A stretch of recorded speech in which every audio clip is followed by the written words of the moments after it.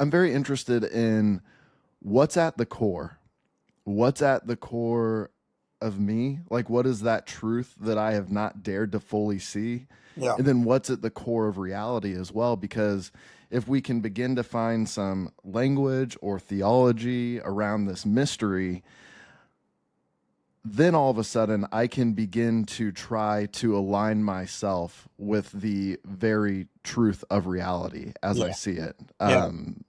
Yeah. Does that align with kind of your journey as Yeah. well? It Yeah. it does. We're struggling with language here, Yes. Yeah. because it's what I like instead of a purpose-driven life is a spirit-infused, indwelt invitation to participate from union. Yeah. And Yep. and and I like that language better. I struggle with things like trying to align as if there is separation, right? As if there is a sense that I am not in union trying to get into union, which is mythological and actually diabolical in terms of its fundamental lie. And so it's more about having our inside, may the Spirit open our inside eyes so that we can participate. May our inside ears hear the invitation so that moment by moment we participate in the great dance that we've been included in from the beginning. You're just aware of it. You're more Yeah, aware of yeah, the yeah, dance yeah, that you're yeah. already in, Yep, which yep, means you can enjoy it more, yeah, which means you can yep. be more present. It takes our whole lives to begin to distance ourselves from the idea of separation, which is the most fundamental lie that exists. If God sees you as separate, fundamentally separate from Him, then you're probably going to venture throughout your life, as I did, Me too. separate from everything else. Yeah. Yeah, me too. And then Thinking I'm separate yeah, from everything else yeah, when truly yeah, I'm already there. yeah, As my mentor told me, you're already closer than close to yeah. God. Well, somebody Yeah. just said recently, you don't go to heaven because you never left. Mm, Right. hmm, But we're made in the image of a God who's never been alone. hmm. And which changes our view of my God, why have you forsaken me? That's that cry of dereliction is the cry of humanity who don't know they're included. Mm, hmm. Jesus had to assume that, right? To me, this is where Gethsemane, what that tussle was really about. It wasn't about Jesus having a will that was contrary to the Father. It was his cry of, I don't want to enter into the sense of not being aware of that union. I don't want to feel what it's like to not have your sense of presence and comfort and love, which he has always known, always, um, everlastingly. And now to assume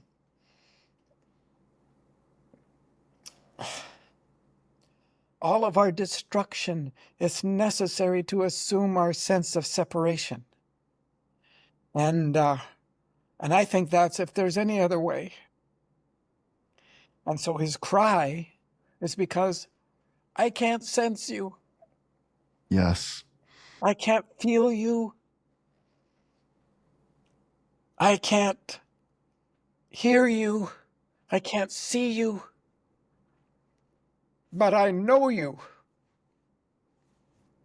And Psalm 22 goes on, but you do not despise the affliction of the afflicted, nor will you turn your face from him. And when he cries, you'll hear. And he says, I know you and I trust you. And that's the cry. It's my cry. I've been there. And he took my being there onto himself in order to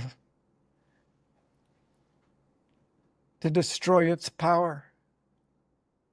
And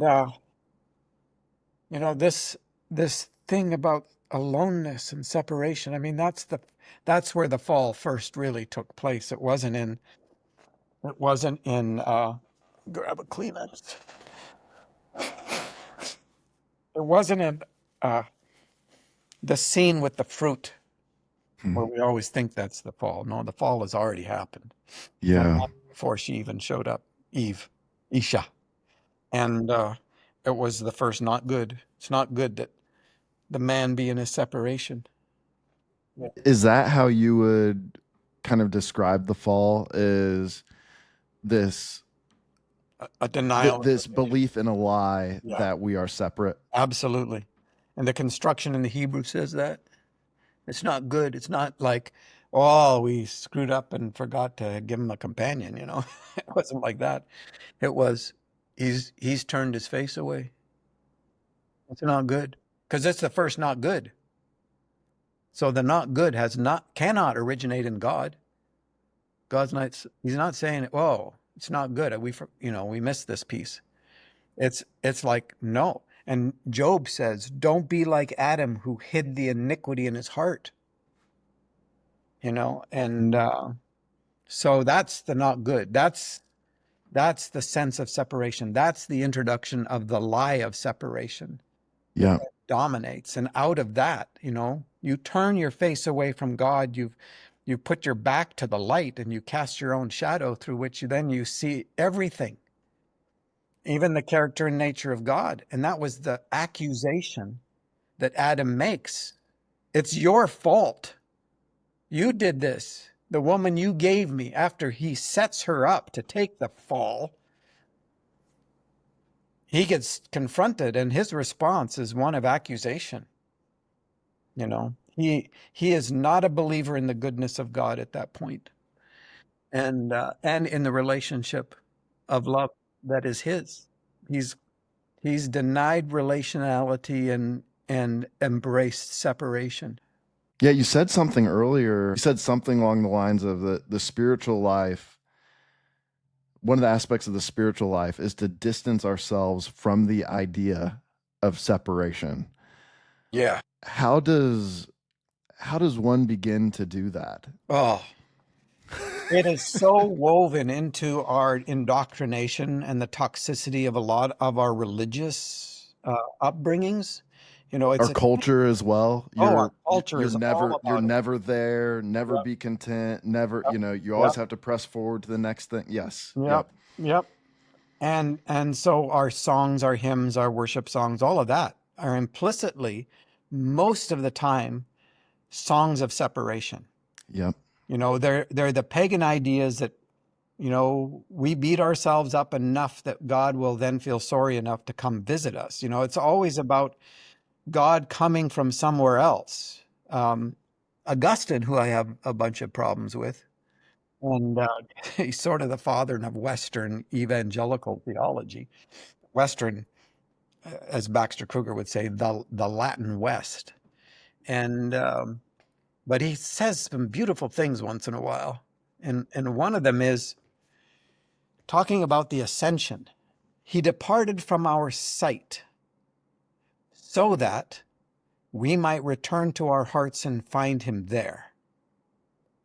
Behold, he's gone, but look, he's here. Right? That's part of the work of denying separation. Now, it probably only lasted about 5 minutes for Augustine, but it was all about separation. And I mean, how can Calvin, Luther, whatever? How can you kill people and accept that you believe in separation, right? So it's wound into us. We have our prayers are loaded with separation. I was with a band. They asked me to come and just hang out with them for a day. Young people, beautiful young people, and they said, we're going to have a time of prayer. You want to be a part of it? Absolutely. And so the first young brother who starts to pray, he is begging God, to bring blessing, to come down, to all of this. And I finally said, stop. Just stop. And I showed them or talked to them with the kindness of the Holy Spirit and go like, you're praying for something that you already have. Why? Do you actually think that God is not here? Do you actually believe that? That you're actually going to convince him to come do something for you? This is not a God who can be served by human hands as if he needed anything. This is not about ever doing anything great for God. And God will never use a human being because he will never use, the Son will not use the Father, and the Father will not use the Son. It's not part of the reality of true, authentic relationship. Yeah, it's mutuality, it's It is. relational. Yeah, It it's is flowing out other of honoring. union. It is other-centered, self-giving, co-suffering, self-sacrificial love. Yeah. And Yeah. what you see in a mom with their baby and what you see in Jesus on the cross. And I mean, that's the most beautiful picture of submission as an expression of love. And You're submission, never getting invited back to that prayer group again. no, they just bawled. Yeah, They just yeah, it's a bawled. relief. Oh It my is gosh. such a relief to begin to awaken to the reality that you are not separate. I know. Even if you feel separate, like I know. even if It's you the feel emotions. Your alone, emotions are even if you trained.